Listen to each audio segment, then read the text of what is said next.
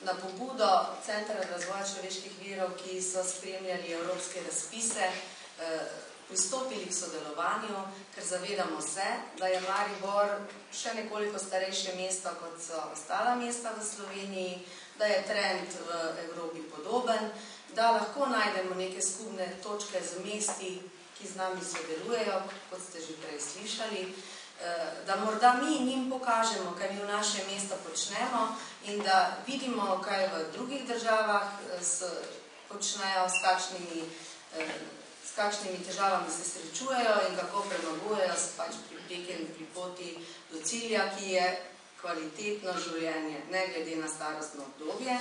Gre za oranje ledine na tem prostoru?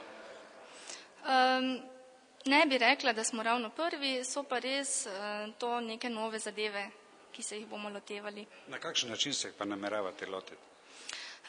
V okviru projekta imamo vrsto pilotnih aktivnosti, ki jih bomo izvedli in sicer na področju telesnih aktivnosti, bom rekla, oblikovanje oziroma vzpostavitev športnega parka v Mariboru. Potem gre tukaj na primer za dopolnitev vsebin Centra za starejše v Slovenski Bistrici, osveščanje delodajalcev o tem, da zaposlujejo tudi starejše in podobno. Pa zdaj večna dilema, da so starejši prej breme kot pa korist družbi. Ja, pa ravno to je, da ne bi smeli tako razmišljati. Vidimo starejše kot neko zakladnico znanja, izkušenj, samo mogoče ne znamo tega izvabiti iz njih, jih vključiti in prenesti to na mlajše generacije, doseči neko medgeneracijsko sodelovanje in sožitje. Kaj pa teorija, da bi morali podaljšati delovno dobo in tako dalje, da bi lahko uresničevali te projekte, to se malce bije?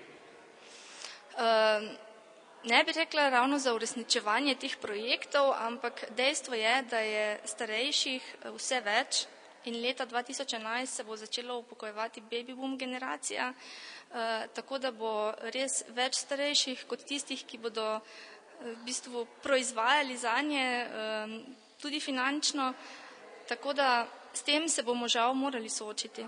Kaj pa z navezavo s tujimi partnerji? Do projekta je prišlo ravno na pobudo tujih partnerjev, to je občina Ujbuda iz Budimpešte, ki so povezali, pritegnili k temu še partnerji iz Nemčije, Italije, Poljske in skupaj se bomo reševali te izzive, ki so pred nami. Hvala lepa.